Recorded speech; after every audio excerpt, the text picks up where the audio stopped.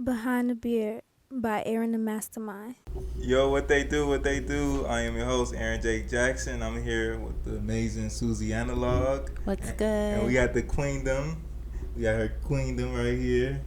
For the people that don't know who you are, introduce yourself.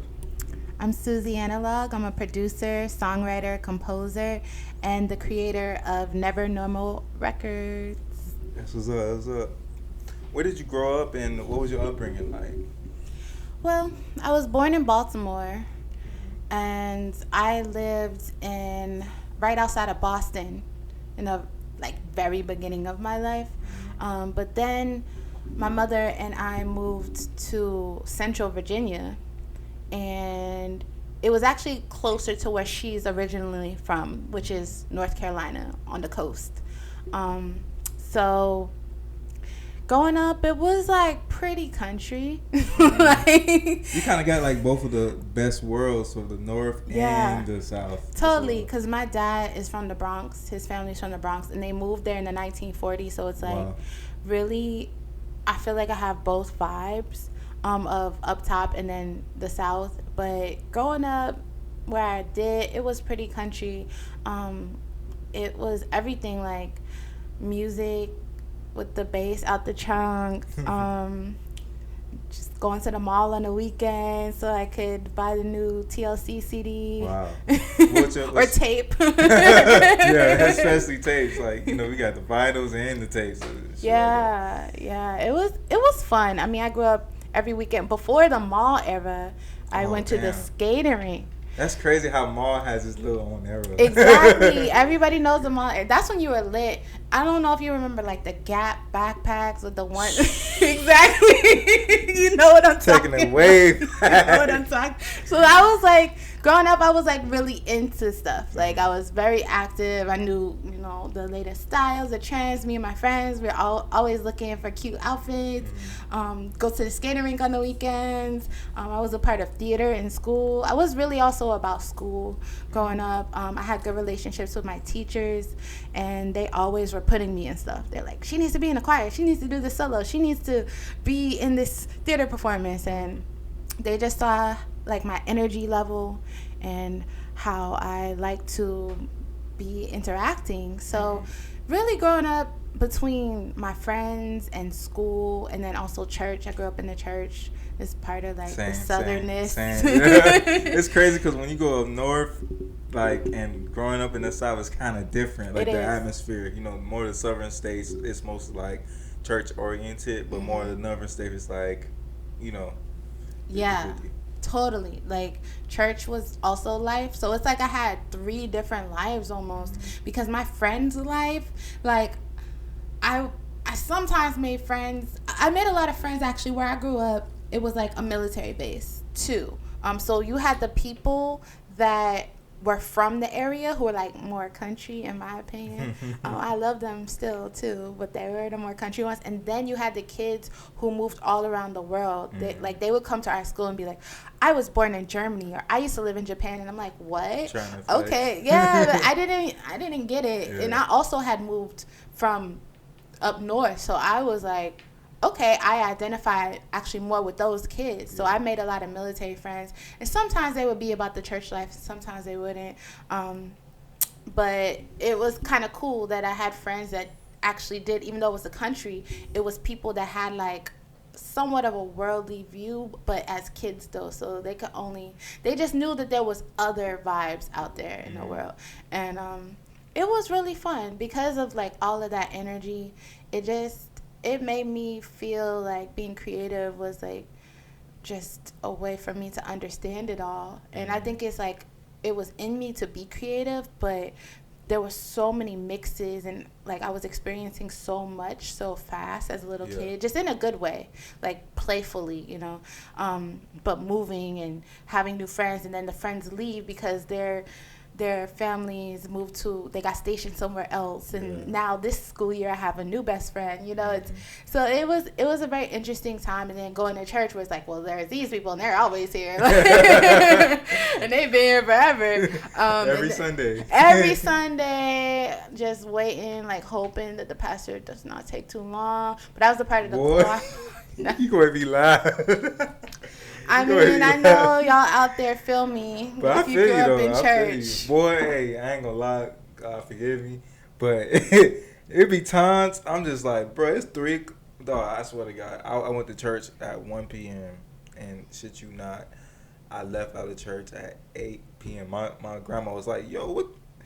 Like, even my grandma, you know what I'm saying, was like, what took so goddamn long? Yeah. Like, you know what I'm saying? So No, it turns into a whole event, and people are praising. You can't stop them. But I'm glad I had those experiences because where my mom grew up, it was very much so like that. That church, the church down, we have a family church down there, and it's like even older feeling, and like it's a whole different vibe when it's old. They sing the hymnals that like my church. I was like, oh, we're kind of modern, you know. But I'm glad that I got that culture as well. That's where between school and church is where I learned to study music. And how I got into music, and I was always around people playing music. My mother also always played records and the radio, and then I would just get the double dose at school going to music class and then being put in these special programs, and then I would go to church where I was like in 2 or 3 choirs, and so I was in in state kind of choir where it's like we're singing opera, and I'm in church choir. So, and then when I went home, I would listen to the radio.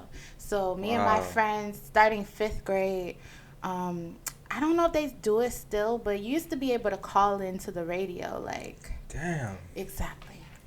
I ain't gonna lie, we some young OGs, like. These kids are missing they the don't fun. understand. They're like, missing it. I ain't gonna lie, this is one story. I was maybe like in the 5th or 4th grade, and my grandma, it was one of them talk show hosts, like, platforms on the radio, and she called in, and I'm like, dang, you actually called in and you actually got you gonna hear yourself in the radio. Yeah. And she actually won something. I forgot what it was. My mom used to win tickets to everything that was coming through town. So we lived 30 minutes south of Richmond, Virginia, and so everything was up in the city, and so she would listen to the radio that's based there, and then win tickets to go out on the town in the city. So she would win like Alvin Ailey tickets, and she would like take me. She always was very connected to the Black arts movement, Black arts culture. But she would call in.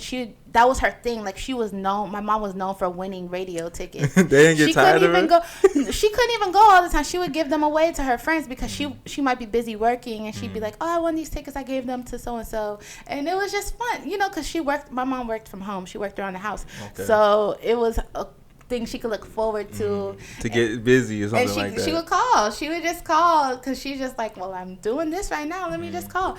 And then seeing her be like that, me and my friends would call in the countdown and give shout outs. And like, that was, I was in 5th grade. Literally in 5th grade, we had like the little lunch table. Destiny's Child had just come out. Oh, like, that's we were crazy. Like a little girl group, and crazy. we made up our own names, and we had like our little, I think we're called flavors. Like, that's like our lunch table, like flavors, like the different girls from different places. And this is all my idea, by the way. The people out there, you know who you are. I was Strawberry. We had Coco, who's still my best friend. And we used to just call and say, oh, I want to give a shout out to so-and-so based off of whatever little notes we were writing in class, and say, do you have this song, and talk to the DJs. And I was always into like interacting with music and sound, even just from, I was living in the country, like I was still into it. Like, well, I can listen to the radio, I can turn it on, and I can like go into some other world, really. It's just crazy. Like, everything you just said is just like, it's like, it brings you back. It's like that time period. You know, like when I do my mixes for the podcast, like a couple mixes I've done in the past, I would actually have somebody call in and give that old school vibe. Because people don't do that. Niggas just listen to the radio all day and that's it. Like, that energy, it makes you feel good because it makes you feel welcome and stuff like that. Yeah, like you're connected to like someone who's out there. Like, in that one moment, somebody can call in and you'd be like, wow. And they used to talk to people. Like, the radio DJs used to actually talk to people. But now, for a lot of different reasons, I feel like we're kind of in the Spotify culture where we just want continuous music. So I think that the stations have adapted to that idea. But I did come up in that age where you really interacted with music on every level. The countdowns were so especially 106 important. in Park. Then you had 106 in Park, so then you had the visual countdowns with the video countdowns, and that was even cool because you're like, this is the hottest video. You're like, is this video better than that video? Exactly, especially after school when you used to come out of school and TRL used to be. It's like you couldn't even. Like, I think TRL used to play first, and then after TRL you had 106 in Park, that you got the rap, and then TRL's the pop. Yeah, but do you remember in the basement though? Big Ticket. Oh, of course. Exactly. Rhapsody. Come on, that's classic. After school, like literally, that's where I used to go into it. But I'm not gonna lie, it was Rhapsody, but it was a show before Rhapsody. That was a rap show, I think, or it could have just been Rhapsody. You're probably right. But we it's been a long time. We'll go down a whole rabbit hole. And people need to recognize this is what made music hot and cool and exciting, and people have something to look forward to. Exactly. And so that's what I grew up in, and at that time, I just expressed my talent. I didn't really make any plan. I never had this like dream, like, oh, I want to be this, I want to be that. If anything, I was listening to a lot of tapes and CDs, and I would read the liner notes. So I was checking to see who wrote this song, like, because my mother, she put me on to poetry. My mother herself was a writer, so she put me on to like the great black poets like Langston Hughes and like Sonia Sanchez and like just the real people. So rap I naturally gravitated towards, as well as great songwriting, because I was understanding form of good poetry. So when I heard a good song, I'd be like, who wrote this? And so if anything, I always said I wanted to be a producer or a writer. At first, I really just said I wanted to be a writer. I said, well, I'll be a songwriter. But that really wasn't my goal, because I still knew I was going to go to college and stuff. I was like, well, I'm still going to do this stuff that people were saying I should do, like go to college or whatever, because that's pretty good at school.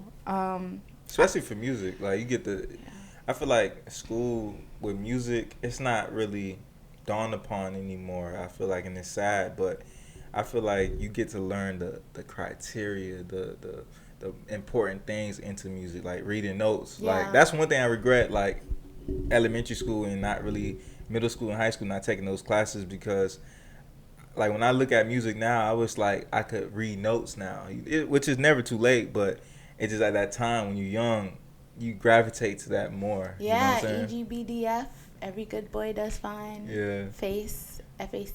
Like, just reading. Yeah. They did teach me in school how to read music. So I could say that I've had some classical training. And then between that, and then when I went to church and gospel, that was just all feeling and knowing and intuition. That soulness. That soul. Yeah. And in children's choir, I would get solos a lot. Because I can project my voice. That's like one thing I can do. And so it was all these experiences coming together for me as a kid, between rap, hip hop, school, church, choir, and in school too. It was interesting for me because I was good at school. I was like good at school. Like, they wanted to skip me up in school. I was good at taking tests, and like I was always part of like special classes and advanced things. And I don't know, I didn't really take that for granted, but I just always felt in my heart, I was like, let me just do this, because like if I just do well at this, then I can just do more of what I want to do. And that was always my mentality. Like, let me just do this good, get this out the way, because I want to go work on a song. So I started recording myself on tape at 10, like 9 to 10 years old.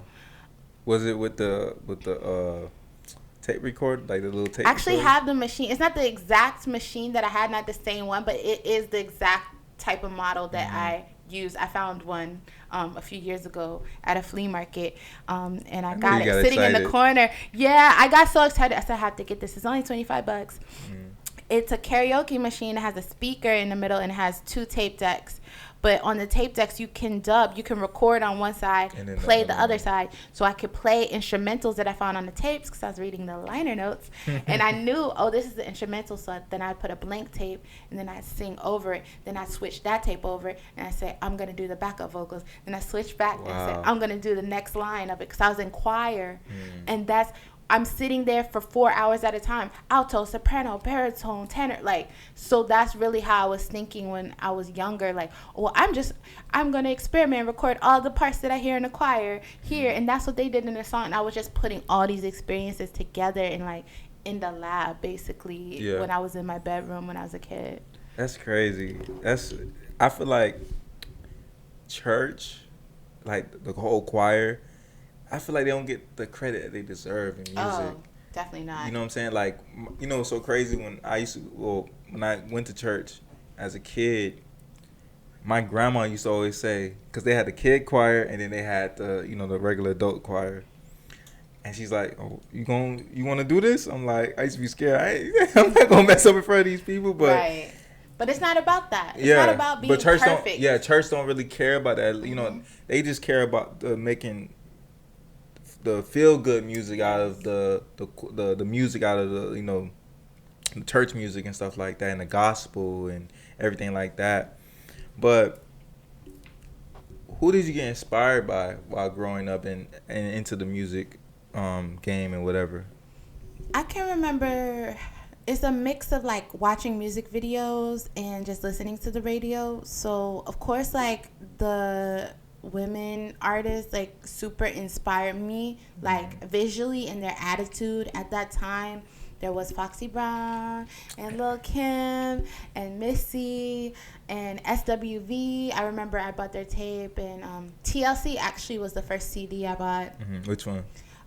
Crazy Sexy Cool. Oh, that cover is amazing. Actually, what happened? I think the cover is crazy. First of all, I still want to know how they shot that and like if it was Photoshop, what was it?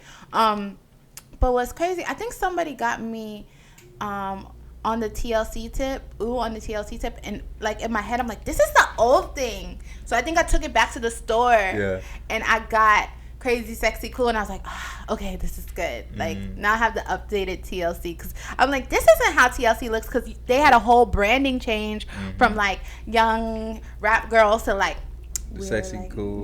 Crazy Sexy Cool. They came out and rebranded, and it's crazy that I even understood that when I was like younger. Like I was like, no, this is not that. That record I really loved. They were doing a lot of cool things on that record. Brandy album. That was everything. Of course, they had like Baby and Best Friend and all of that.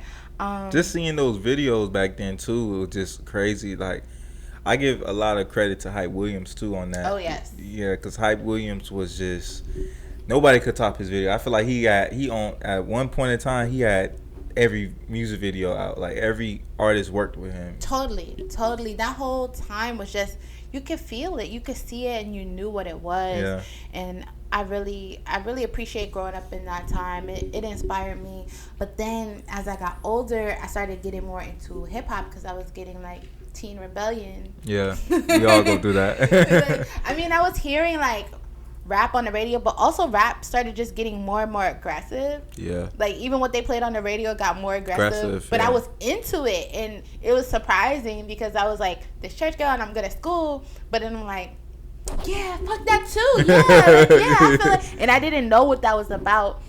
But that was actually me coming into my personality and my views Learning of yourself, the world. yeah. And my views of how I felt, even in these scenarios, like of being misunderstood or just seeing things be wrong for people and social injustice. Do you think it's, my bad to cut you off, but do you think it's kind of hard, because you went to church, you know, and coming up in the church, it's like when they see that, they think it's bad and all that. Was that a challenge for you, dealing with that? No, because my mother was all about my development and me figuring out who I was, and she prioritized my exploration over everything, because she knew at the end of the day I was gonna have to take care of myself in the world. So I was never ashamed. I just learned through those experiences the time and place for everything. So it's like, I'm not going to take these songs that I heard on the radio into the church. Yeah. It's all about church time. And if anything, it just taught me time and place and to enjoy the moment and be diverse and it's okay to be diverse, because when I got to school or when I did my sleepovers with my friends on the weekends, my little homegirls, that's when we can listen to all these songs and talk about who's cute and all of that. Oh, also, Immature. I was like, that was my first concert. If anybody remember Immature, I mean, you clearly remember Immature. They're like the best black boy band that ever existed. And I was so into them. That was my first concert. But they had amazing albums. Like, this was the era of perfect production, if you ask me. Like, when you press play on a song, you're like, wow, they did all this and then they cut it and it came back. Like, because now as a producer, I listen back and I'm like, that was a lot of work. Yeah. They had those kids working on those records. Yeah. If you think about it, like, in the hip hop world, look at NERD. Like that wasn't so. As I got into the hip hop, then I started listening to the radio and I started picking up the I wasn't far. I was like an hour away from Virginia Beach, so I could actually pick up the radio frequency there. I got this new boombox. So like, as I started getting more obsessed, I was also trying to get better like boombox, a better radio. So I had like a little dinky one. Then I got the better one, and it could just pull different frequencies. So I got that 757, which is Virginia Beach. I got that radio station, 103 Jams, and I listened to it day and night. And that station, I think because it was coastal and it also had military influence and stuff, it had like really great programming, like amazing programming. Wow. They were playing NERD first. They were playing Timbaland in them first. So I was learning about that, and I would go get the CDs. And then that was the first time I heard Dilla also. Oh, wow. That's a legendary. It was the first. It wasn't Dilla yet. It was JD and it was Slum Village. But that was the first time I heard Slum Village. I think I heard Climax, and I was like, okay, I'm going to have to find this. But luckily by that point, I'm like 13, 14. I had, what was it called? It was like a type of, they tried to make this TV. I think it was something TV. Net TV or something. It's called like Net TV or something. I think I know what you're talking about. It's been so long though. Like, it was basically like you can make your TV turn into a computer with basically the same thing as Roku. Yeah. Same thing as Roku, but they did it. My mom got me that because I wanted a personal computer, and I don't know why she didn't want to get me one yet. Yeah. But she just was like, "No, I'm getting you this web TV." Yes, but that's crazy. Web TV, and so that's when I was like going, and I could find these songs and little hip hop chat rooms and stuff. Then I got on AOL. Finally, I got a computer. Oh, and AOL, boy. Yeah. We was just talking about that. That shit was that slow ass shit. AOL was really slow. I had 56K dial-up. I had to get my own line. Remember the ringtones? That we had to, like, you get to download ringtones just to put in your phone? That's crazy. Like, it was so, that's what I'm saying. It was the full deal. Like, it was the full experience where you can be like, in my ringtones and my song that I found on Napster and my mix CD. And it was like you could just really hold music and you knew the value and you played the same things over and over. Again. That was the vibe. But finding like NERD, like, that was really cool for me because by that point I was into hip hop and I had already like started listening to other electronic music. I actually had a family friend who used to rip BBC radio. Wow. So imagine BBC radio 2000, like 2001. So they were like ripping that, and they're just like, to me, like this cool older guy that like here, like, I know you like music here, and I'm like, what is this? Yeah. So I'm just finding all these like broken beat records, and I'm just getting into everything like IDM, what they originally called intelligent dance music. But people like Fat John and Prefuse 73, and then trip hop. I got into Portishead. I got into a lot of UK music. Wow. Not just because of that, but it's like my ear was tuned to that. So when I would go visit different places in the city, I go to a record store and they be playing like the newest Portishead, and I'm like, what is this? And they're like, oh, this. I'm like, I'm getting it. It's the CD. Because I just became this person that would hear something and I would buy the CD. And I would seek CDs, and I still have my CD collection. Remember Circuit City? Yes, and it got so messy and like overpacked, but I did used to go there. Like as I was like about to leave high school, that was my like, I'm going to the mall. Let me see what's happening at the mall. Let me pop over to Circuit City. Let me see what CDs they got over here, because I couldn't. Let me see what the price is. Like that was what I would do. I didn't really get into too much. I would hang out with my friends. We'd listen to music. Music was a big way for us to connect. Like music, go to the movies. Yeah, music has a lot to do with like connecting people. For some reason, it's just crazy how the frequencies just connect people. Yeah, and that's just so crazy. Yeah, my best friend I have is like one of my best friends I have is because I was like, why don't you know about NERD? And like I used to go on him so hard, and he's still my best friend. What's up, Phil? And you used to beat your friends, like whoever heard the songs first. So yes, it was me a lot. But then we would also be like, did you hear this? Did you hear that? And then it got to the mixtape era. Oh Lord, that's a whole different thing. And that's when Lil Wayne was dropping back to back. The first Carter, the first, and just tracks that like people don't even know about that. Hey, kids, do your research. You understand? Hey, this shit should be in the museum. I ain't gonna lie. Like, for real, these kids don't understand. We have to do a pop-up museum or something. We should. So, you talk about reading notes. I'm curious, what instruments did you play growing up? Growing up, mostly I sang, but I play keys. Mm-hmm. I play by ear mostly because I have synesthesia, so I can see. I always could see where to go.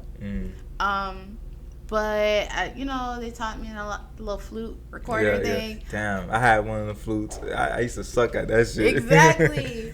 But mostly for me, it was once I did get my own computer, I got those programs, recording programs on my computer like pretty early in the game. So by 15, I had like programs where I was just making computer music at that time. This was like early, I bet. Yeah, it was early, and like I could only record like this much. Like I didn't have that much space, but I would record these little loops, and I just had so many little ones. And I remember I would find, because I knew about sampling, because I started getting deep into hip hop. Yeah. And I would get like a speech from Malcolm X, and I would be like, I'm gonna put this part in. and wow, that's ahead of the game. Yeah, I mean, that's what I was doing on the weekends, because I was listening to like Black Star and like exactly Mos Def, Talib Kweli. I was listening to like a lot of West Coast. There was this radio show on 103 Jams in Virginia Beach called The 5 Elements from DJ B, and he would do a countdown of underground hip hop. Wow. But I'm like 15, so I'm like, okay. So then when I went to the mall, I would look for those CDs instead of like what's the countdown. Yeah, I started going actually underground because I was so already like every week getting something new. I was like over the mainstream, and then I found the freedom of what rappers were saying, like so like wow, like they're actually speaking on stuff. And again, I'm going through my like teen rage era, so I'm just like, yeah, nobody understands, and like, yeah, I'm going over here, I'm listening to this, and like looking, and these rappers at that time were like, yeah, this is a science, I'm breaking it down. I'm like, yeah, like imagine like if you were like over 21 or even 18 going to like them shows around that time. Yes, exactly. That shit, because I collect a lot of old Fader magazines, and I could see like how the crowd was back then. Like I feel like the newer generation crowds are just sitting there and just observing the room. Yeah, it's like they're new to show going. It's interesting. I have 2 half sisters, and they're older than me, and the eldest one actually grew up in New York, and Brooklyn and the Bronx, and she grew up in the hip hop era. So she would tell me stories about that kind of stuff, and it's like I knew it was legit, I knew it was valid, and I could get a taste of what the energy used to be, and it made me love hip hop even more, even if my friends didn't get it. Yeah, that's crazy because, man, everything you just said, I'm just amazed. My bad, I'm just amazed because it's just like it's cool because it was like all organic. Like I always tell people they don't understand like in my story, like back then I couldn't really afford buying CDs, so I had to like download the shit on LimeWire. Yeah. And after LimeWire, burn the CDs and then make my own little shit and put it in the CD player, like totally. or play it with my PlayStation. So that's just just like a old school feeling. You just realize it, and you have to really sit back and think like, damn. That was like, it felt like it was just yesterday, but it was years ago. It was years ago. Now we're like looking at almost 20 years. Almost 20 years ago. That's crazy. That's almost giving the chills right now. So, talking about your music, of your process, what's your creative process like while you writing a song or just writing a story towards your music or whatever the case may be? For me, it starts with the beat for sure. Like I get a strong connection to the beat itself, and especially if it has a great melody or some great ideas of what I could do melodically, because I am a vocalist as well. I try to create a good melodic aspect to it, because that's what really gives people the vibe they can connect to. Melody, something they can loop around in their head. So when I'm making a beat, I'll just try to make a loop that I love. Yeah. And I'll play the loop. I'll walk around, clean up. I'll like put some work in, leave it on, walk around, clean up, make some food, come back. Create a vibe and actually grow with it, so that I'm not just being like throwing paint. Some people work like that, but I try to get that loop. I try to build the textures. For me, it's really about the texture of a track and what I can add to it. Then I play with the timing. So with the timing, I grew up on jazz as well. So it's like I might be throwing some stuff in there. It might throw you off or whatever, but it's not really. It's like the expression of playing with time. And then if I'm writing lyrics, I just try to think of what the beat is then saying to me. After I've like considered all of those other things, it's like, well, what is the beat saying? And then like words start to come to mind, because I have synesthesia, which means I can see the sound. So do you see colors in your music sometimes? I don't really see colors. I see forms. Okay. Like forms of mass. Like it's like I could just see the direction. I could see the shape of it. Because the reason I say that, my bad to cut you off, but because I feel like for instance, some of your songs, I feel like, I guess it all depends on the individual, but sometimes I see colors, you know what I'm saying, in your music, and I feel like that's why I asked you, because I feel like you see colors as well, but you see the directions sometimes. Yeah, I see the directions, and I think color is an aspect. Like I see an overall color, but if I don't know how other people have synesthesia, and I don't know if it's like flashes of colors and stuff, but I do have like an overall thing where it's like, okay, this feels like dark, like, or this feels like bright, or this feels, but I never am like, this feels like red. Like, you know, I'm not like that, but it's cool. Some people that do some that, people can, and for people, because I have all those feelings of direction of light and dark, and it came from the left, and it sounds sharp, or it sounds soft, like, or I call, even when I'm producing, like, once I put the final top elements on, I call them sprinkles. Oh, wow. Like that. They're just sprinkled like on top, and it's not even how I'm applying it. It's just like how I sit it in the song and in the mix. And so that's how like a part of the song I am. Like I'm into the making the texture of it. Like you bake, like you make food. It's like the same way.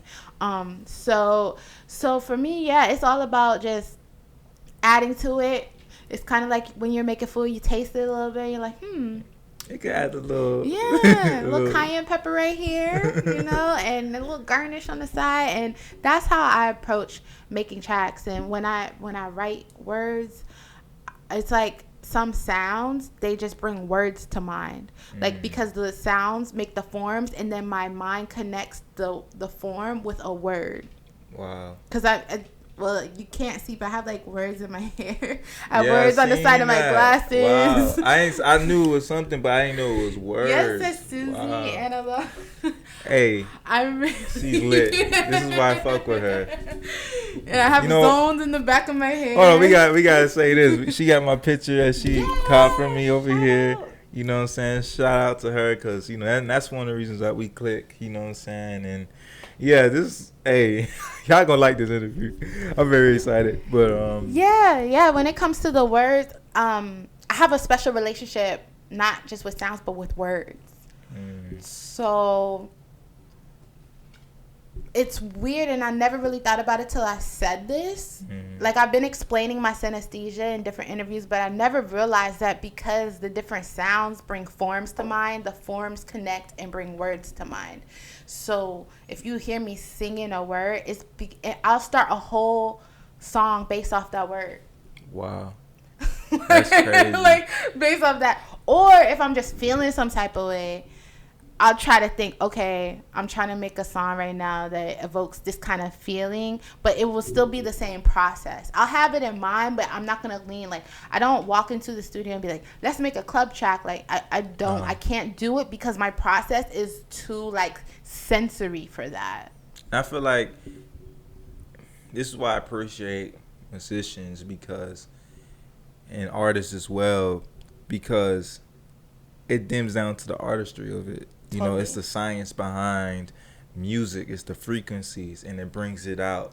Like, I feel like art, if you're not expressing yourself in art, what's the point? Because it's a feeling. Like, the way that you create, it has to be that, like, for instance, with you, I can only imagine when you have that little sound. If you think about old school songs, like in the 60s, that was a feeling. So I always, as a fan, I always think about, like, what was going on in the studio. Yes. I always wonder too. It's certain songs, Lovely Day, a Lovely Day. I'm like, dang, I wish I was in the studio for that song. They're probably lit. Like, Lovely Day, Lovely Day. They're probably getting it. Like, it's certain songs I'm like, wow, I really wish I was in the studio for that. Don't you wish that it was like videos of that moment? Yes, I do. I really do. Maybe there are. Maybe I should research myself, because I just love to see it. There's certain songs that make you feel so many feelings.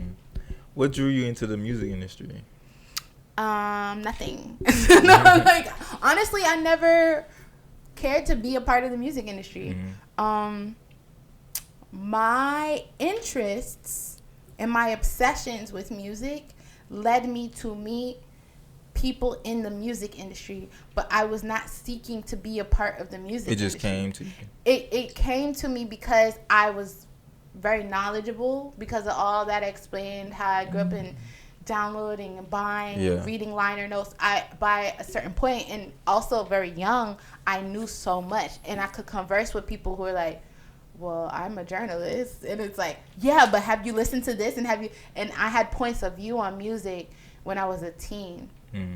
So it was beyond just the consumer experience for me. I was like kind of like expert level, and so that led me to meet certain people, and then I just started experimenting with my own music. But if you remember, I had been recording myself and experimenting from 9 years old. So when I just slowly started to share what I was doing with certain people, and they would be like, this is cool. That actually is what started, because I was just really doing it for myself, and because I love music, and I just wanted to, it was my, not hobby, but it was just something that I did that I loved. I loved writing songs. And it separates just doing it compared to just having a passion for it. Totally. And that passion always, because I'm a strong believer of energy. So I feel like whatever energy that you have and you put that out into the world, it's going to come right back to you. Even if you feel like this is a feeling I'm doing, this is something that I'm just doing it because this is what I love. Like that feeling that energy is gonna come right back to you, and it's crazy too. It's very true. It's very ironic.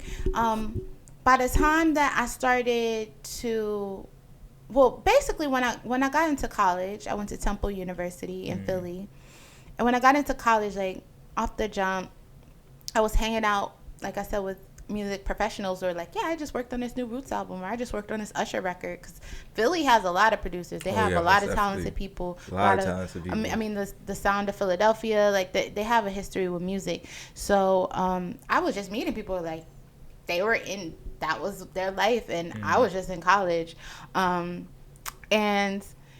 I would make my little records on the weekends, and they would encourage me. Those people would encourage me, and then I started uploading my music onto MySpace. Wow, that's way back. This is when MySpace was like really popping. It was really popping. I had a top 10, and then I like made it all curated, like with the whole layout. Yeah, the whole layout. Everybody's a certain color, like. It was nuts. The SoundCloud before SoundCloud. Before SoundCloud. That's great. Definitely People don't realize that niggas used to upload, like Soulja Boy. Like, he used to just upload, like, songs. I remember you just search up the artist, and the artist would come up, and you just play their songs. All their songs. All of the songs, and it's no ads. It was nothing. Just free. YouTube was no ads. No ads on YouTube. And so I made friends off of that. I still, I know you're going to ask me this later. I think you are. But that's actually how Knowledge hit me up on MySpace. I still have the screenshot. Wow. He that's said, crazy. Suzi, love the tunes. I got some work for you. I'm like, okay. You know, and it was like then we started hanging out in Philly. But it was like, but look at these people now. Yeah. Everybody that I met on MySpace who was a musician and serious, they're still doing it, and they're doing it at an amazing level. Yeah. It's crazy how that little details of, like, the beginning stages, and you just look at your peers where they at now. It's just like, wow, bro, remember that time when we was in XYZ or MySpace or Facebook times, and it's just crazy how just you see the evolution of your friends and stuff like that. And we were young. We were just babies, like, just connecting with people who we thought were cool. Mm-hmm. And I think because I was making music at the same time I was in college. Oh, so wait, back up. What happened was I uploaded my music on MySpace, and then this label in Amsterdam hit me up, and they had put out some of Frank and Dank, like Dilla collaborators. And if you remember, I was already up on Dilla, so I was like, oh my gosh, this is amazing. They're putting out like Dilla related people, like, and then I actually started talking to people who worked with Dilla and different producers, and I'm just it started getting crazy just through my online connections.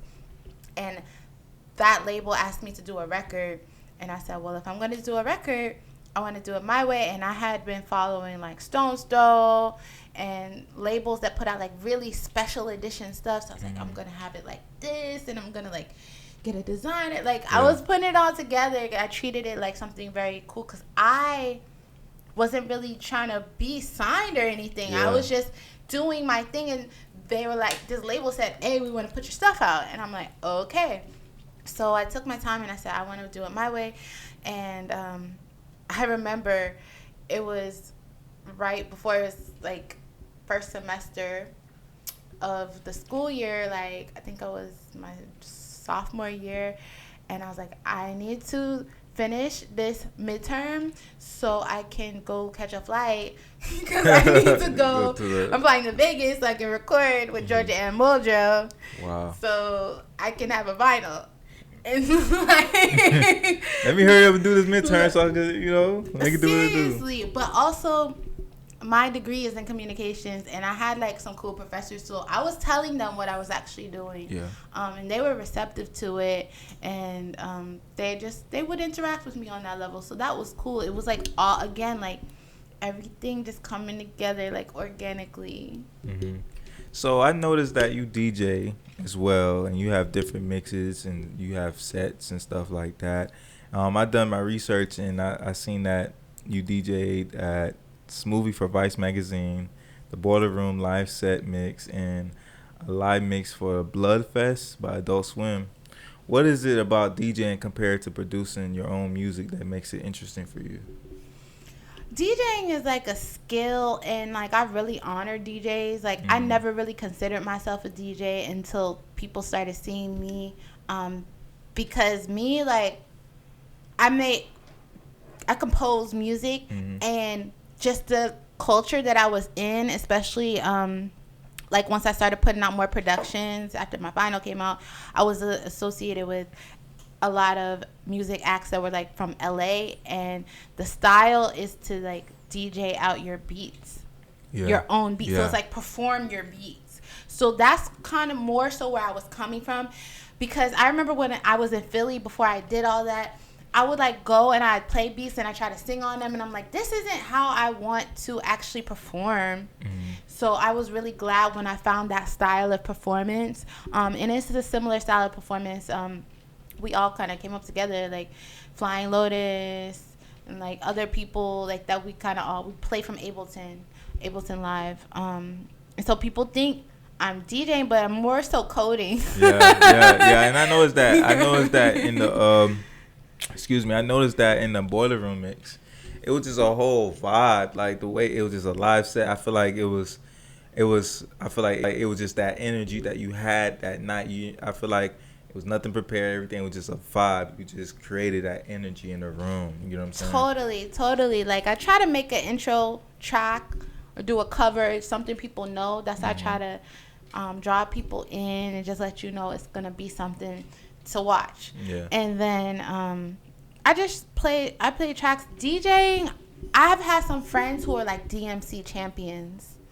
So I have like and they were like obsessed. Like they couldn't go on any long trips because they needed to be by the turntables. Like DJs are really like that. Yes. And so like I look at DJs like, yo, and like I gifted. Yeah, y'all are gifted and in front of all these people. Totally. And so knowing people like that, and also growing up in DJ culture was like being in New York, or the DJs like DJ B or Hot 97, like we grew up with that. I grew up with that, with the DJ letting you know what it is. The DJ is always the person who is holding down the vibe and letting people know what's up, and is like a person to look up to. And so I do take that energy on, and especially from a very East Coast perspective, like the East Coast style DJ is the DJ letting you know, like, it's about to get lit, like, let's go, let's move, like, all that, you know, a lot of that comes from the East Coast, which actually also comes from Jamaica and sound system culture. But, and dance hall, too. And dance hall, exactly. So, but that's all going down the coast. Yeah. So I use my style of DJing to connect that story, to connect any story I can. And I try to tell a story when I play. I try to educate people when I play. Not just move your body. I might be bringing in songs and just telling you a story that you might not even know. I might be connecting like techno with like dance hall. It's like you wouldn't know what I'm trying to tell you, but what I am telling you when I do stuff like that is that's actually the true story of how music came together. Came about. Yes. Yeah. So I use my sets for vibes and feelings and to create an experience. It's more about creating an experience for me than to like, I want to rock a party, but I do tend to play more hard. Like I play more turn. Yeah. Definitely. Set the mood. And all that. While you have your sets and stuff like that, you know, do you, like, from your first feeling to now and the more experienced side of you, do you still have anxiety when you're around those crowds? Because, you know, I deal with it too. Like when I'm around a lot of people and they all eyes is on me, and I'm just like, yo, I can't fuck up. Yeah. Do you still go through that? I think that mostly what I worry about is technical issues. Like, I'm just like, I hope nothing goes wrong. I hope, like, I just see all these scenarios, like, I hope this person's drink doesn't fall on my controller. Like, I just think about stuff like that. And then I can usually tell what's about to happen. like ahead of time. I could just see the people, because I've been so many places and I'm just like, all right, cool, it's this group, but you still never know what to expect, because DJing or just playing out is all about timing. Yeah. So it's all about like, what time of the night did you play? Did you play earlier? I love playing early, because that's when I like setting the tone. And a lot of people don't really love to do that. People don't love to do that, but I love to play early. But lately, because of how I've been grinding, people are like, yeah, you're the headliner. And I've been playing it sometimes, some clubs are like 2, 3 a.m. And I'm like, oh, everybody's tired now. The girl that went before me, she just played like mad stuff. So like, literally, people's getting water. And it's not me, and it's not my tracks. And so, like, that's more so, like, what I do. Like, I'm always just, when I'm playing, I'm thinking about all of that. I'm like, oh, like, they're tired. Like, I should slow it down or something, you know? Like, I'm thinking about, I'm taking in the room. I'm always reading the room. And I did learn that from some great DJs to, like, read a room. But I don't get nervous, because it's like one or two things can happen. First of all, I trust my music. I trust my selections, and I trust the experience that I've created for people. So, I played a show in Montreal. Wow. And Montreal, I mean, I'm sure it's lit, but I was opening for a band, and it was in a theater, and we played a lot of theater shows, and they were sold out. So what was cool about it, especially in the States, was like, I don't think people were going to expect like a turned up set, because I would also sing and give a live vibe. But a lot of it was me playing tracks and being like, let's move, and just getting them ready for the next act. And they did not get it in Montreal. Like, I guess maybe up there is very much so like show, club. It's like two different things. Yeah. So in the States, they were like ready for it. Even when I went to Asia, they were just like, oh, cool, now she's singing. Like, they were like all about it. But like, specifically at that venue, I remember I was reading a review, and they're like, it was like great, and it was such high energy, and it was so good, but like the crowd, like, they weren't doing things, and people get mad at not me. I've had most comments, because I give so much. At the end of shows, people be like, I'm sorry the crowd wasn't dancing as hard as they should have. That's literally wow. That's literally, I get that very consistently. People tell me that, like, I'm sorry, this crowd was really not as lit as they should have been. And I'm like, thanks. Like, I wasn't upset, because if they weren't moving, they were learning. Yeah. And that's a start. Yes, you know exactly. Everyone's not ready. I start chill, and I go up to like 160 BPM. I'm not expecting everybody to know what to do once I get there. Yeah. But you know, it's all about, especially if you've never seen someone play like that, and especially if you've never seen like a woman play that. People have a lot of different interactions just with like who's playing too. I've noticed that. And I know you probably feel that energy. Yeah. And then, you know, the way that people are reacting, how people just get their drinks and they sip their drinks, and you know what I'm saying, just that whole energy in that room. It's psychological. It's very psychological playing live. But I like it. It's fun. It's an experience, and it helps me eat food. So I'm gonna ask you this: what made you create your record label, Never Normal Records? Because that's pretty dope. I like the name, Never Normal. Thank you. Because I feel like what we do, it's not a normal thing. You know, it's off the wall. I feel like I always say that we are 1%ers in this game, just because the 1%ers are always the ones that's taking risk and the ones that want to set the whole move for, I would say, like, generations in life as a whole. And the 99%ers don't really understand, or not that they're afraid to take a risk on what they believe in, but just they're not destined to do that. You know what I'm saying? Yeah, there's a lot of social expectations in every culture that I've experienced, and for some reason, however I've been living my life, I find the fun no matter where I go, and it's always sometimes outside of the social expectation. It's about being exceptional. with Never Normal. So basically, I started Never Normal in the Bronx when I moved to the Bronx with my father. And I was taking the trains, long train rides from the Bronx to the cities, to Brooklyn. And I would just get inspired. I would listen to music, and I had a lot of time to think. And I was just at this point where I had done so much. I had released vinyl with the label, but it's like the label was in flux. Not because of me, just because of things they had going on. I had like released the record with like Scion Toyota. Wow. They had a label too, and I had gone and lived in Tokyo, and so I had all these experiences, and I'm like, what have I been trying to do? Like, I had to ask myself. I would just be on the train thinking deep. I was like, I should probably just start my own label. You know, it just came to me, light bulb went off, and I'm like, Never Normal.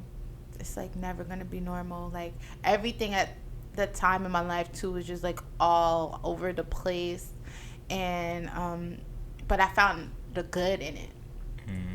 And then I started thinking about my experience just being a black woman in the United States and traveling around the world. By the time, you know, I was like 22, I had been so many places already and performed my music, and I'm like, Never Normal everywhere. Yeah. Like, everywhere I've gone, it's like, it's been some crazy thing. I could go to any city and be like, do you know about this?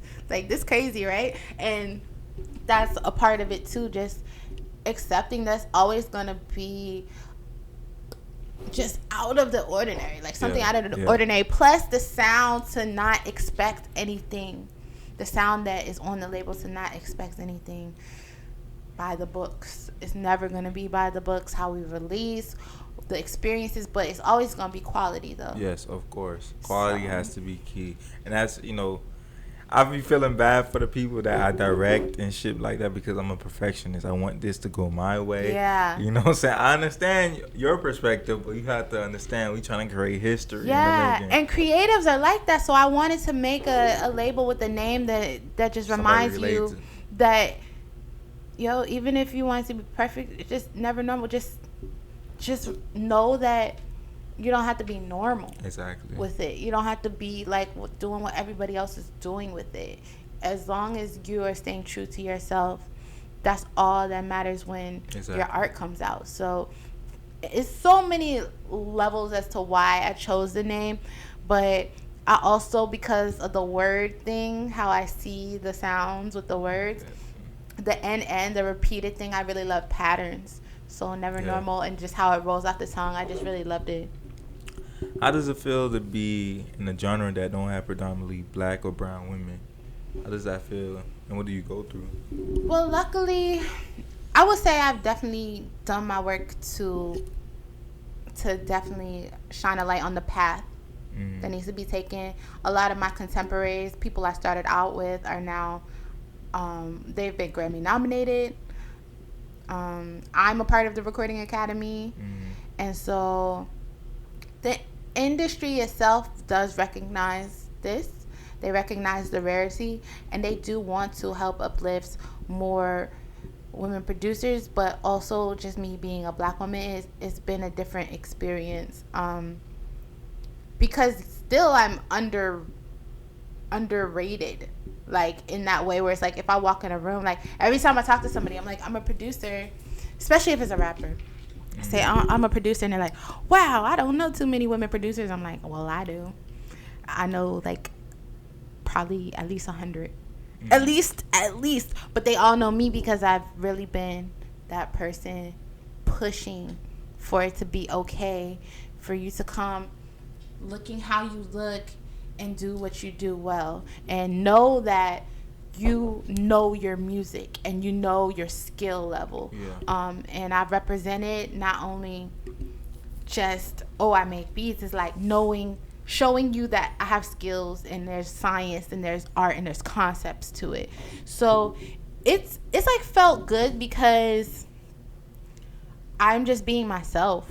Like, I don't really think about it. When I go to sleep at night, I'm just like, cool, I'm just going to get up and do that next thing I have to do. And it's like, I'm just carving it out day by day. Lately I've been connecting with more women producers. especially Black, especially brown. But my first record, that first vinyl that I did in college, I connected with a Black woman producer, Georgia Ann Mojo, who's produced for Erykah Badu and like all types of other people. And she was rare, and now she's not as rare, and that's good because it's more women being elevated and stepping up. Yeah. And my bad to cut you off, but it takes her, like women like her, to break that barrier for, you know, women like you and other women that's trying to succeed in their career and stuff like that. And I truly feel like we have to do it together. So even back then, when I really didn't know too much, I knew I wanted to make my first record with her because I just wanted to show that solidarity, show that love, get her paid for some sessions. You know, like I've had my politics about the industry pretty much set since I started. And I learned and I evolved, but like I knew what my priorities were starting off in this. And every day I just work, and every time I get it, it's almost like, imagine somebody telling you you can't do something, or imagine them never telling you you could do something, and then every day when you get another win, you're like that's how I feel. It feels just like a game, like it feels like a fun game almost, where it's like I got it. Yeah. But it's just crazy, like, you know, I agree with that 100% because I go through this sometimes too. It's like, why limit or put somebody in a box? You know what I'm saying? You know, by people, as is a human, like a human race, we should not put people in the box, because by us not putting people in the box, we could have had so many successful people, like times 10. Yeah. You know what I'm saying? So a lot of power is hoarded, and especially just in music culture, entertainment culture, power is hoarded. So I come in and I decentralize it. Yeah. Just by me being there, it decentralizes whatever you thought was supposed to be the most lit thing. Actually, you're looking at it and it's about to flip your whole idea of what the most lit thing is. Yeah. And it's just a good feeling. Like, also I grew up on punk music too, so it's like I'm really punk with my approach to it. Yeah. But I also, it's not so heavy for me. You know, I think some people try to tell, everybody has a different experience, but for me, it hasn't been heavy. It's actually been light and fun. Like I said, like, it's like, haha, do this, like, look at me do that. You being yourself. Yeah, it's not like, let me in, I'm gonna burn this down. Like, nah, it's not me. I feel like the loudest in the room are always the weakest link in the room. You have to move, like, accordingly and try to find your breakthrough. Yeah. You just said a word, breakthrough. That's on the new Zones Volume 4, last track, track 11. You know what I'm saying? Between all your albums and EPs, which one is your favorite and why?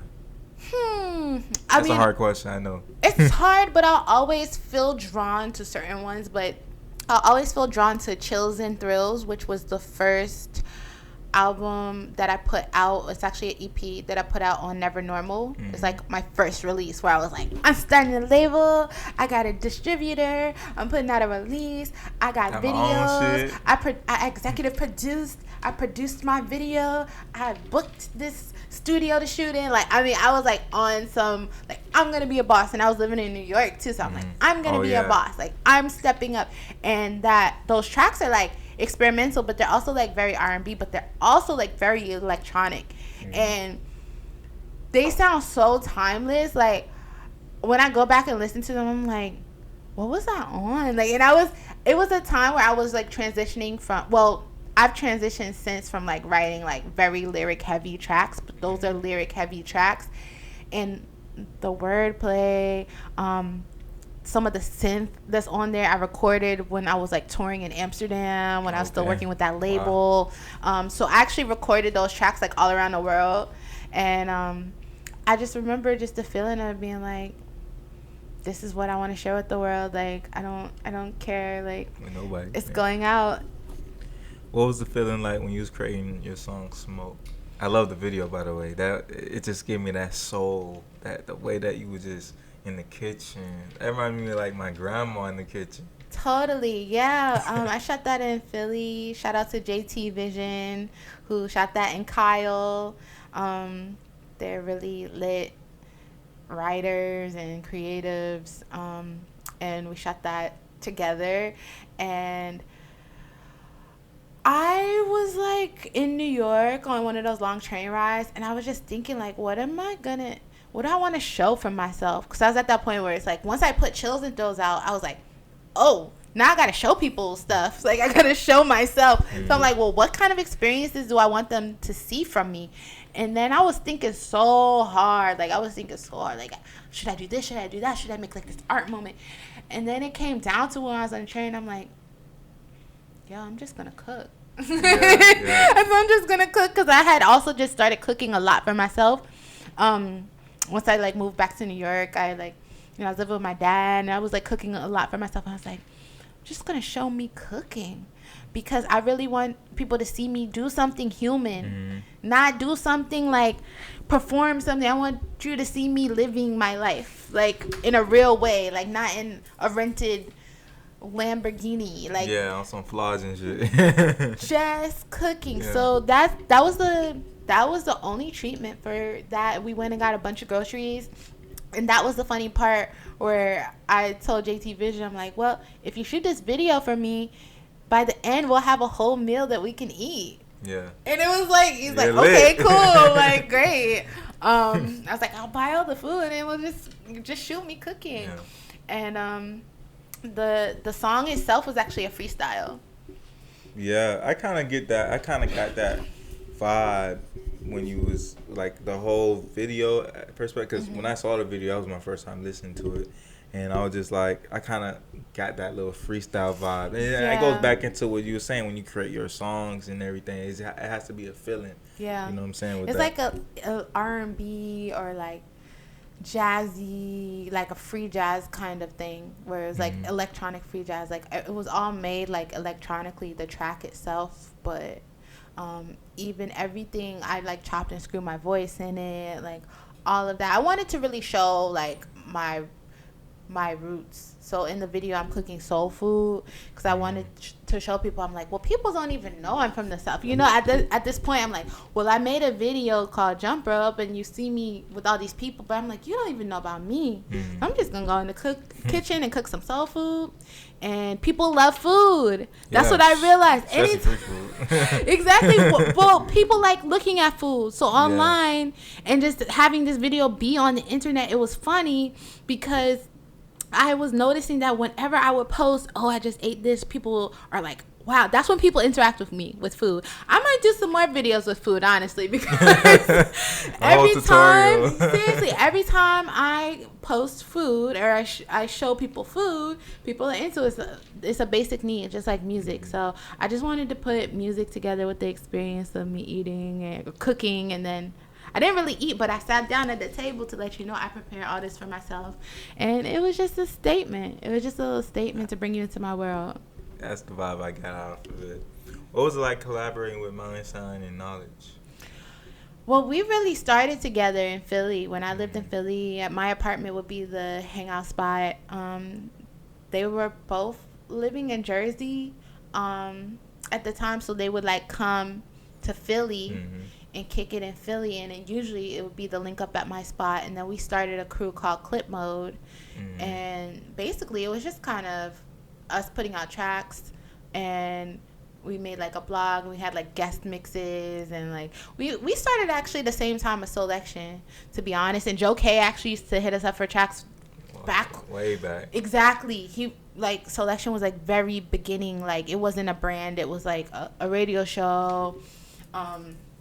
But then the producers in the atmosphere at the time of LA, where all these producers were coming up, like Flying Lotus, who actually Georgia and Mojo, when I recorded with her, told me, connect with Steve. I'm like, okay. She's like, I'm gonna give you his number. And I remember I was in the airport and I like called Flying Lotus. I'm like, hi, I'm Suzi. Georgia told me to call you. He's like, okay. He's like, well, I'm in London right now. Like, send me some tracks. So it was really a time like that when we were all coming together. Like the LA beat scene was popping, and we were on the East Coast with it. But we were getting the East Coast people, especially in Philly and New York, into it. And they started having some of the West Coast events like Low End Theory out in New York. So it was just a time where we were building. We were really building. We just were like, we got beats. we got tracks, and we opened each other up, I think, to reach the points we are at now. A lot of that happened at that stage. So a lot of what you see them doing now is like, it has the spirit of what we really started in my room, in my studio. That's crazy.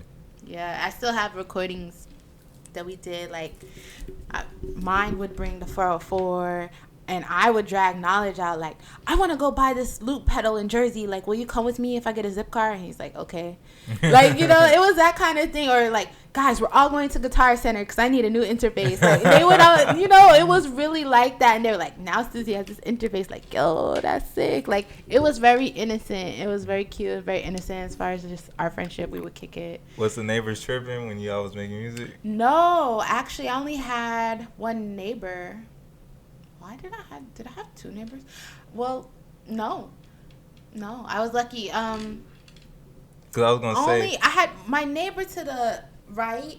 She was a teacher, and only like when school was in session. But when we would kick it hard was the summer times. Okay, so she chilling because she was chilling. The reason I said that is because, you know, by them complaining, you don't know you superstars next door. You feel me? No, and that's been a struggle my whole life being a musician. I'm really happy to have my space here in Miami because my neighbors are so amazing. They do not care when I'm in my lab at like 3 a.m. playing like a sub bass patch. They just don't care. I think here in Miami, everybody just, at least my neighborhood, my community, they just let everybody do them. Yeah. Nobody is like on that. So yeah, it was a great time because I had neighbors that didn't care, my roommates didn't care. We were all just big chilling at that time, exploring, and it was a good time. We got to also meet a lot of different rappers and just get deeper into our tastes. We would play each other tracks,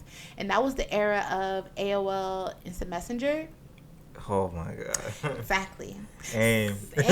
Shout out to so AIM. Everybody dog. was on AIM. I'm telling you, like from Hudson Mohawk to Fly Low to us to Toki Monster, we were all sent. So we would make something, then we would send the new, yo, listen to this, yo, listen to that. So even if you see how like Knowledge puts up like SoundCloud, it puts up like, look, that's based on that era. That's based on like what we were actually doing. Like we were making little tracks and just sending them and be like, ha ha ha, I just chopped up this meme and put it in the track. Like that's what we were doing. That's how we were spending our time. That's crazy. Every time, it's like everything that you mentioned in old school, it's like, damn, I remember that time when such and such and such happened. You know, and with it that. all mattered. Yeah, and already as a kid, it didn't really like. We thought it was going. I mean, at least for me, I thought it was going to stay the same. I knew it was going to elevate, but it wasn't to this level. Like. Yeah, we were just living in the moment. Yeah. It was more like that, and it wasn't. I mean, we weren't posting look what we're doing. Look, we're together. We never did that. Nah, because we didn't have the front we camera. Didn't even have a front facing. We had to do this. I had a katana, like one of the little flip. For most of that time, I remember I had a katana. Then I had like a Palm Pilot. And when I was going up to New York and started playing shows, like we didn't have all that. But that wasn't that long ago. Things are just changing quickly now. Yeah. And remember the razor? Yes, exactly. See, there was a razor, and I was like, I'm gonna get the katana instead. That's why I was like, this one's cute because it was pink, and I know you can get a pink razor. I'm like, it's too thin. Yeah. But yeah, we were really on that. We were super on that. Is there any hidden messages behind your music? Yes. Can you elaborate a little bit? Every song has codes. Every song has codes. Every song I make has codes. And that's something you just, if you know, you know. I also grew up playing video games. So it's Easter eggs in my songs. Yo, this is my favorite interview, man, because she understands, like, because even video games got little hidden messages too, and I didn't understand that till I got older. Like, I was like, oh, so that's what that really meant. Mm-hmm.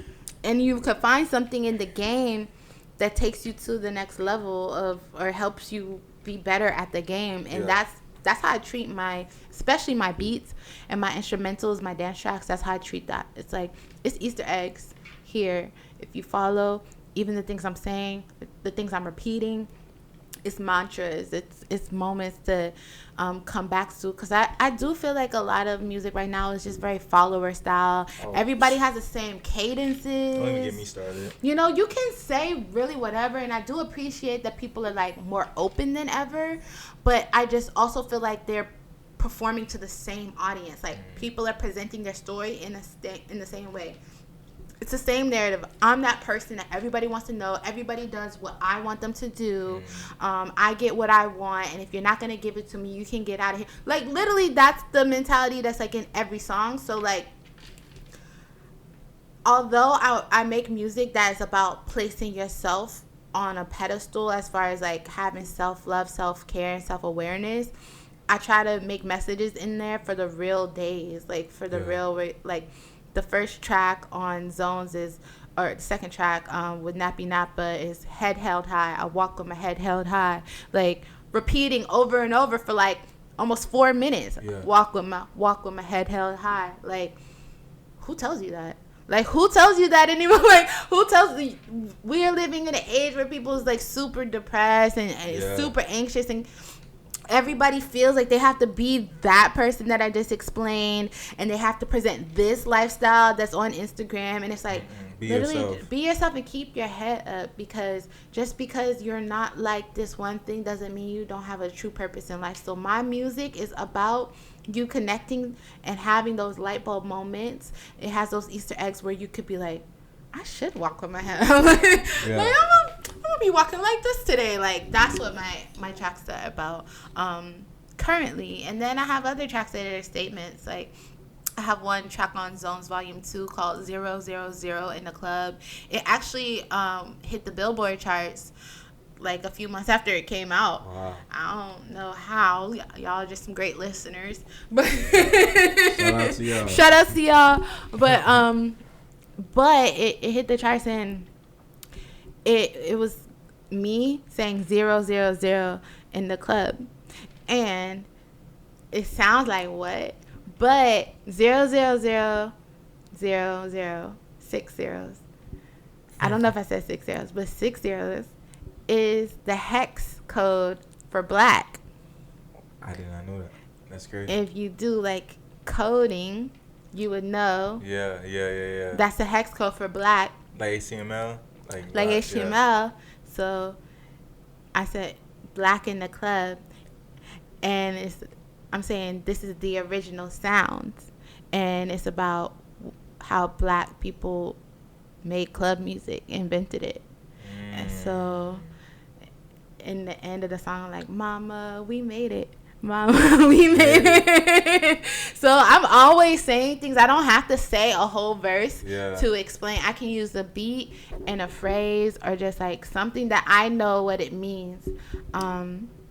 And if you're tuned in, you'll also know what it means. But you might, I try to make my music to stand the test of time, where it's like, on your journey in life, even if you don't know what my song means right now, or you don't know what it means for you, like, I want it to be those kind of records that Dilla found when he was going through working on it. Those tracks, like all those tracks that he found, he was probably like, what were they saying? Like, what were they on? And that's why he sampled them. I try to make my music like that level of expression without abandon, so that over the years people can come back and find the true message. Yeah. So I got a couple more questions, then we about to be out. What's your top 3 favorite places to travel to? I would say Tokyo.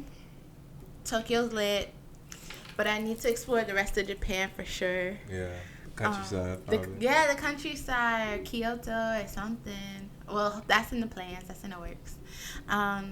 But Tokyo is amazing. It's just like sensory overload, crazy. I'm jealous. But also, I lived out there for a little bit, and I actually like lived in a little neighborhood. Like, so everybody thinks like Tokyo skyscrapers, and I live like in a little neighborhood. Yeah. That's what I think about Tokyo. I don't think about It was like I would get off the train, and then I would walk down, because they have a lot of hills, and I walk down this gigantic hill, and then like down the hill is this whole like There's like a Little little vibe. bar, and there's like a little convenience store, and there's like a capoeira place. They have like Brazil and Japan have like a whole thing, and a whole connection. And then you just walk down this windy road and around, and yeah, it was like a vibe. But yeah, Tokyo, Africa. Of course. I've only been to Uganda, but I was in Kampala, and it's just like that was my first experience going to Africa, and man, come on. Yeah, Like, of course. it's That's nothing. the motherland. It's hard to top. It's hard to top. Yeah. And they have Lake Victoria, which feeds the Nile River, so that was really special. Kanye actually based his Yeezy show when he had all those kids standing. Yeah. It's based off of photos of people standing on the side waiting to catch boats at that lake. Wow. And when I saw the show, I had just come from Uganda. I was like, why does this look so familiar, feel so familiar? When I saw the photo, it looked like a picture I had taken on Instagram of people doing the same, because I went on a boat ride in Lake Victoria, and I'm just like, man these shout out to connections. Kanye, man. A lot of people don't give him his credit. Gemini season. I already know, you feel me? And then, I don't know, do I have to say like a U.S. place? I mean, I've lived in so many places, so it's like traveling there. But also Rio Oh, yeah. Rio de Janeiro. I know a couple people that went to Rio, and they say it's amazing. Rio de Janeiro. I just got my photos back today from the trip I took there. Amazing photos, by the way. Thank you. Yeah, just try to catch the moment. But the energy and meeting other Black people in Brazil who are like, you're me and I'm you. Like, that's the experience I had there. Like, just connecting. How does it feel, like, seeing, like, other Black people in another, like, overseas? Well, That's just crazy. Brazil got 4 times as many enslaved Africans. Yeah, I think I Sent did hear to that. Brazil. Even Cuba too. Yeah, but Predominantly. it's 4 times as many went to Brazil than went to the United States. So when I was there, I'm just like, you look like me and I look like you. Yeah. Growing up, I felt like random. My DNA, my genome was all over the place. It's like, I'm definitely Black, like, and I've been raised Black, my parents Black, but I just felt like, well, where did this come from? Where did that come from? And it's because I have so much of a mix genetically, but so do they down there, where you're mixed with indigenous and you're mixed with African, and so I really saw people that I felt like looks like me. Yeah. And I'm just like, I knew they were here. Like, where you been all my life? For real. So it was just a beautiful experience. Like, the energy, the beach. They have gardens and museums, and like, it was their parties. They have rappers. They have raves. Like, everything. Like, they have everything we have, but in a different way, in their own way. And the music, very high tempo. I got to play still 160 BPM. They sometimes go to 170 BPM. So Rio was lit. So I would say Tokyo, Kampala, Uganda, and Rio de Janeiro. Top 3 favorite albums of all time. Oh, Lord. Just 3. Even you got 2. Okay, The Roots, Things Fall Apart. I'm just going to go on my fundamental albums. The Roots, Things Fall Apart. Another favorite album.